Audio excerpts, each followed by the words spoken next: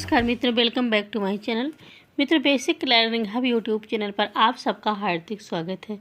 जैसा कि आप सबको पता है, इस चैनल पर आपको शिक्षण योजनाएं प्राप्त हो रही हैं और यह शिक्षण योजनाएं बीएड, डीएलईडी और भी तमाम परीक्षाओं के लिए, शिक्षकों के लिए, जो कि जहाँ शिक्षण योजनाएँ ज़रूरी होती हैं वहाँ पर काम आती हैं। तो आपको शिक्षण योजना चाहिए अगर किसी भी सब्जेक्ट की, पाठ की, तो आप उसको बताएं और उसको हम कोशिश करेंगे कि 2 से 3 दिनों के अंदर अपलोड करें।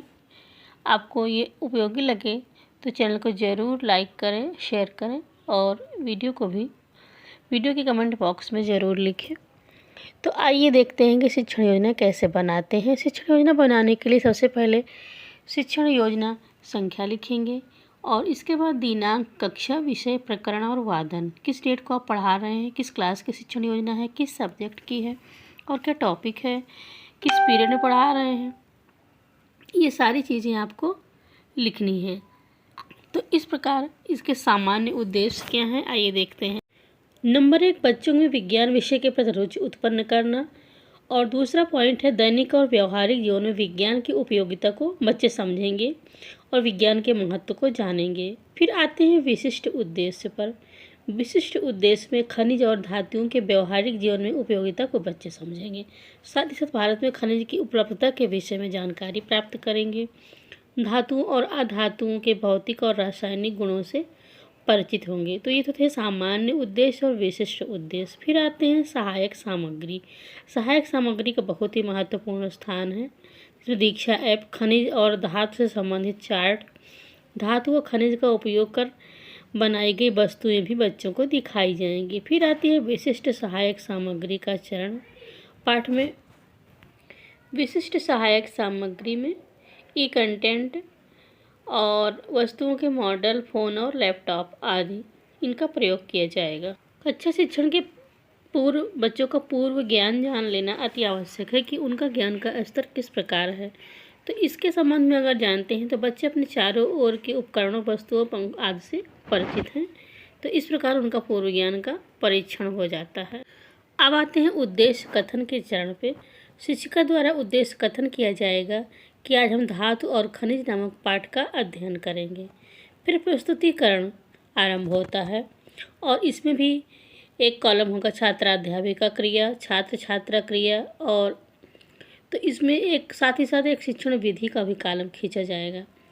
तो इसमें शिक्षिका जो हैं बच्चों से प्रश्न पूछती हैं। पहला प्रश्न है, घर से आप किन साधनों से विद्यालय आते हैं? तो बच्चे बताते हैं पैदल, साइकिल, मोटरसाइकिल और टेम्पो आदि से। शिक्षण विधि में ये वाक्य प्रश्नोत्तर विधि होती है। फिर दूसरा प्रश्न पूछती है, मोटरसाइकिल किसकी बनी होती है? बच्चे बताते हैं लोहा और प्लास्टिक की। तो इस प्रकार शिक्षण क्रिया जो है वो आगे बढ़ती रहती है।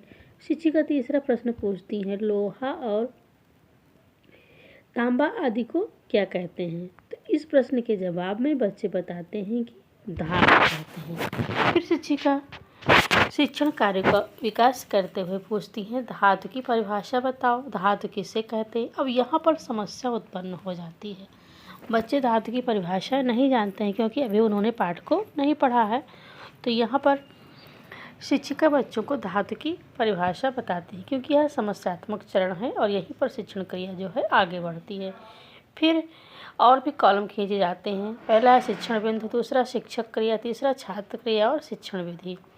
शिक्षण बिंदु है विकासात्मक, शिक्षक क्रिया, और इसमें शिक्षिका प्रश्न पूछती हैं बच्चों से, खिड़की किस चीज़ की बनी होती है? बच्चे बताते हैं कि खिड़की लोहा और लकड़ी की बनी होती है।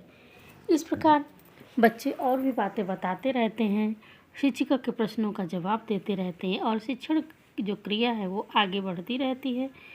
कक्षा शिक्षण जो है वो सुचारू रूप से चलता रहता है। इस प्रकार विकासात्मक चरणों को पूरा करते हुए शिक्षिका बच्चों से और भी प्रश्नों को पूछती हैं। धातु के संबंध में बताती हैं कि धातु वो तत्व है जो सरलता से इलेक्ट्रॉन त्याग कर घन आयन बनाते हैं। ये पदार्थ का मूल तत्व होता है। फिर स्पष्टीकरण देती हैं। धातु में एक विशेष प्रकार का चमक होती है और जिसे हम धात्विक चमक कहते हैं। धातु कठोर होती है, विभिन्न प्रकार की वस्तुओं की कठोरता अलग अलग होती है। धातु में एकमात्र धातु सोडियम है जो मुलायम होती है और ये एक प्रकार से अपवाद है। इस प्रकार शिक्षिका कार्य को आगे बढ़ाते हुए धातु के गुण बताती है। धातु के गुणों में तन्यता, विद्युत के सुचालक और ध्वनि आदि होती है। विकासात्मक पर सबसे हल्की धातु कौन सी है? लिथियम। फिर आगे प्रश्न पूछते हुए धातु के उदाहरण पूछती हैं। बच्चे बताते हैं सोना, चांदी, लोहा आदि। फिर धातु के कुछ गुण पूछती हैं शिक्षिका। तो इस प्रश्न के जवाब में बच्चे बताते हैं धातु की परिभाषा। मूल्यांकन का चरण बहुत ही महत्वपूर्ण होता है। शिक्षक शिक्षण कार्य के उपरांत अगर बच्चों से प्रश्न पूछता है, बच्चे पूछे गए प्रश्नों का सटीक जवाब देते हैं तो इसका अर्थ ये होता है कि शिक्षण कार्य सफल रहा।